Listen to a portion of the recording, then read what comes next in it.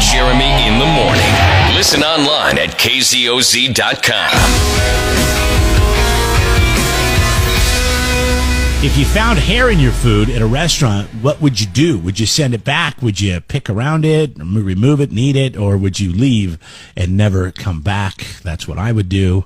I would never come back. And it looks like 50% of the people are also never going to eat at that restaurant again. The other 50% of people say they'd send it back. Nobody says they'll pick around it. I'd pick around it, depending on what we talked about earlier. The kind of hair. Yeah, yes, yeah, there's good hair and bad hair. I'd pick around it. I pulled a hair out of my mouth before, and it's like I know that would really probably make somebody maybe lose it, but I just pull it out. I'm like, well, hell, it was already in there. I know that I've, I do a lot of stuff outside. I've ate bugs. I mean, chances are on a daily basis we have grosser things in our mouth on accident that we don't even know about. Yeah, sometimes you go to a bathroom or you don't wash your hands, or you touch something and you don't wash your hands, and then you don't know it's there, but it goes into your body and you're just fine. We're also, Jeff, you were asking people if there was anything they'd ever done to anybody's food or if they knew a story. And Johnny writes in, he says up in Northern California at a place that is known for serving a whopper of a burger. A couple of his friends worked at the restaurant, and they would leave the pickle jar lid off. So I'm imagining it's quite a big gallon jar. Oh yeah, gallon jar. Yeah, like it's like one of those big 3-gallon buckets of pickles. Yeah, because they would go by and they would spit in the pickle jar. So he said, "Hey, listen, if you ever go to this one on Park Avenue or whatever, don't get pickles." Well, don't say Park Avenue, okay? Like give us the actual street. Well, he didn't give the street. I'm just saying, he was just saying, spit in the tub every time they go through. He says, whenever going through the drive-thru with my family as a kid, I would order my burger with no pickles. One day, my mom asked me, knowing that I liked pickles, why I didn't get pickles on my burgers. It's funny because I think their pickles taste good, and I always get them on my, because I don't like certain places. So does my wife. I don't like the pickles. She orders extra pickles. I don't like the pickles at certain restaurants, but at other, like McDonald's, I think their pickles are garbage. But this place, I like the crinkle cut pickles, and that's what they give you. And I think they add so much more flavor, but now I know why they add so much more flavor. So the story goes on. He says, my mom asked me, and I told her, I said, well, because they spit in the pickle thing. And she goes, you never said anything to your dad or I. Like, we've been getting pickles on our burgers this whole time. Hi, thanks for hanging on. You're on the air. Information is power. Are you there? Hello, you there? Yeah. What's up? Go ahead. So you ate food from a restaurant, had a hair in it, right? And you're like, oh, I just pulled it out of my mouth. What if it was a butt hair? Well, see, that's the thing. There's good hair and there's bad hair. Like your body. I mean, you know where certain hair grows, certain ways, and you feel it, or you look at it and you eyeball it and you're like, okay, that is not something that I'm dealing with for the rest of this trip. I don't know what kind of hair it is. I mean, I know the difference between, like we were talking about, a coarse hair usually doesn't come from somebody's head. I mean, it does in some instances. And if it's shorter, then yeah. A butt hair? I mean, people are gross. And I don't want to talk about this anymore. I really think we should just move on because I enjoy a fast food burger. But isn't it? I don't want to hear about the pickles. I don't want to hear about the hairs. Isn't it something it deserves at least talking about? I mean, we have these open discussions. Like, I have a friend who I worked with, and he had the job previous to the job I had with him was he worked at Kentucky Fried Chicken. And it was all teenagers that worked at the Kentucky Fried Chicken down the street. I used to go down to Kentucky Fried Chicken down the street, the one he worked at, all the time for lunch because they had a great lunch deal. Like, 2 pieces of chicken, some wedges for, I believe at the time it was before Joe Biden's America, it was like $2.99 or something like that. I was like, hey, that's a good lunch. And I came back in one day with my Kentucky Fried Chicken. He goes, you didn't go down one down the street. And I was like, of course. Where would I go? I go one further away? And he said, oh, I used to work at that one. And he told me the stories about what they would do after hours. And I will never eat at a Kentucky Fried Chicken again. I just see. There are restaurants I won't go to, fast food places, depending on who works there. Like if I was over by Cal Poly and it was all Cal Poly students, and you could tell they're that age, then yeah, I'm not interested. Really, I want to go to the Cal one Poly that's students are ran by adults. Run by adults, and I get my food every time I get it. It's good. Like, there's sketchy places I won't go. There's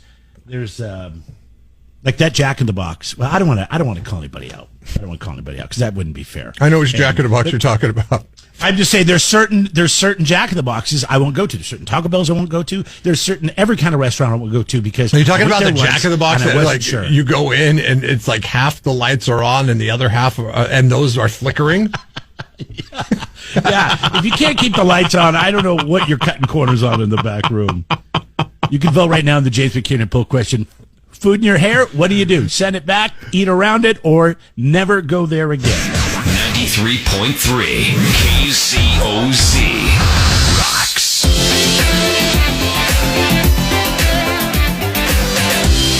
Which do you think is grosser? I think they're both about that fingernail's probably grosser than the hair. Yeah. Fingernail. Yeah, we had somebody stay at our house. Charlie and I went away for an extended weekend. Younger couple, nice people, watched the dog, came back, and I found a big toenail on the floor. Nice. On my chair. That's awesome. Like it was definitely him. He picked it and just dropped it there. Yeah, that's great. Said, these people can never watch. She's like, no, they're great with George. I go, look at this. This is disgusting. Then I want you to address this with them because she works with them. I said, I want you to tell them if they watch our house again and they've picked their toenails, it's a normal thing. Throw it in the garbage. I better not find another toenail. Wait. You have a history of picking your toenails. Or clipping them, or whatever you do with them, and putting them on the end table, on the side table next to the couch. Is it possible on a tissue, and then I throw them away? Is it possible that one could have dropped though? Because I never let them get that long because I'm always doing it every week. This was a big, thick, Herkin son of a gun. Like somebody had manicured this SOB in a long. I would love to have the time that you have. You cut your toenails every week. You know, sometimes months go by before I cut my toenails. Don't you ever just sit down in the evening and watch TV with your wife? I look at my toenails and I'm like, oh my God, I got to do something about that. What are you so busy doing at night? You don't sit down and watch TV with your family? I work sun up to sundown. No, I don't. We bought a new couch last week. I've sat in it twice for like 5 minutes each time. I don't even know what the damn thing feels like. Well, it's you know. I was like, I said, why do we even bother buying this couch? The only ones that sit on it are the kids, and they're happy sitting on the floor. Could have saved $2,000. Yeah, exactly. Brandy's on hold. Go ahead, Brandy. What'd you want to bring? She's got a movie or something. Go ahead. Like the movie Road Trip, where the guy puts the French toast in his pants. I've never seen Road Trip. Isn't that weird? Yeah. Okay. Yeah, it is weird. French toast in the pants? Got to see that. Yeah, when he sends it back. Oh. No. What happens? Tell us what happens in Road Trip, because we both haven't seen it. Oh, you've never seen Road Trip? Yeah, it's when... it's a super comedy. They've done a few of them. But, this big nerd, he didn't want powdered sugar on his French toast. So he sent it back, and the cook has, just looks nasty, dirty, and has sweatpants on. Gets upset, puts the French toast in his pants, walks around with it, comes out, gives them some water, goes back in and says, your food's almost done, comes out, and then puts it on a plate, puts it back, and then he says it's the best French toast he's ever had. Yeah, see? Sometimes it adds a little flavor. So anyway, I just thought I'd put that out. Okay. Yeah, I don't know how we haven't seen this. I mean, there's all kinds of great people. Tom Green's in Road Trip, right? Tom Green's in Road Trip. Yeah, he is. I know. I like Tom Green, too. I just never saw it. I never got around to seeing it. Sean William Scott, who's from funny. Stifler. Remember Stifler's in it. There's actually exactly. there's a bunch of people in it. Rachel Blanchard. Well, I don't know if anybody knows who that is, but I know it was a super popular movie when it came out. Yeah. I know that. I never got around to seeing it. All right, there you go. I'm going to watch it this weekend. Thanks for the heads up. That's right in Jeremy's wheelhouse. Yeah, when he told me, I had to look it up really quick because I was thinking, oh my gosh, I'm like, what was that movie? That was just so disgusting. I couldn't eat French toast. You hit Jeremy on the head. Food. You nailed Jeremy on the head right with that one. I mean, anybody that has a star from American Pie in it that was made in the early 2000s, he's watching. All right. He's actually kicking himself right now because he has not seen the movie. Thank you, Brandy. So you got to watch it. You're welcome. Have a good day, guys. Bye. Let's do this. Jeff and Jeremy in the morning on 93.3 KZOZ.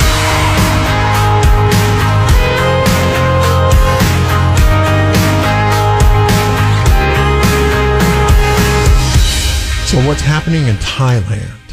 This is crazy. Okay.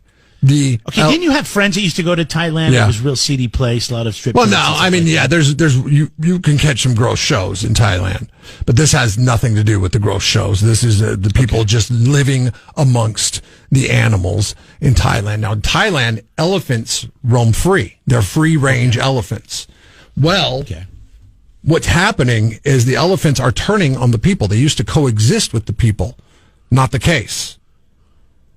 They're taking people, picking them up by the trunk, banging them on the ground till they die, and then playing with their bodies. Like they're some kind of, like they're the tire in the elephant enclosure at the Santa Barbara Zoo. It's almost like somebody injected the elephants with something and it made them crazy. Yeah. Gruesome photos show 73-year-old Pei's life body was a mangled mess by the time he was found. All that was left was colorful fragments of ping pong bombs that the locals use to scare elephants away. So what's happened is it's gunpowder and ping pongs, essentially. Okay. And with a few... I know they're a big ping pong place. I've heard all kinds of uses for ping pongs. That's true. I got to check a ping pong ball next time to see where it's manufactured.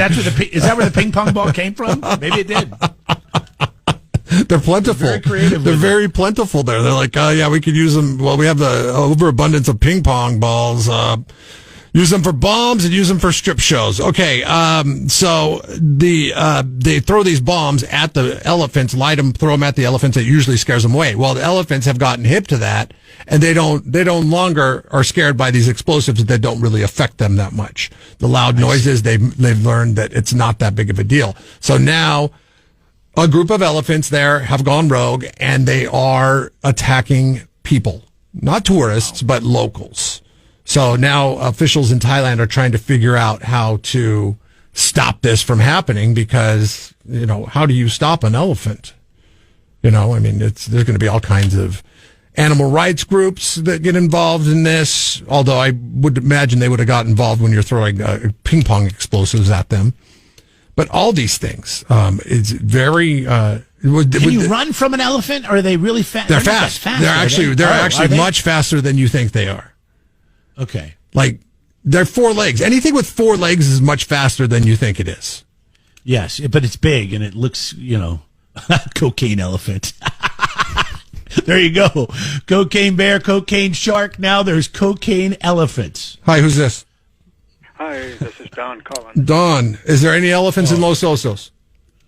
No, but I can kind of see why the elephants would go after people because it's all because of animal cruelty. I think when, people are cruel to animals, I think that I think that they only tolerate it for so long, and then they're like, screw it, we're going to smash you. We're going to revolt. Since 2018, 90 human fatalities have been traced to elephant attacks. 90. Right. That's a lot. Don, do you know how fast an elephant can run? If they're mean to elephants, I think people deserve to get attacked by them. It's just the way it is.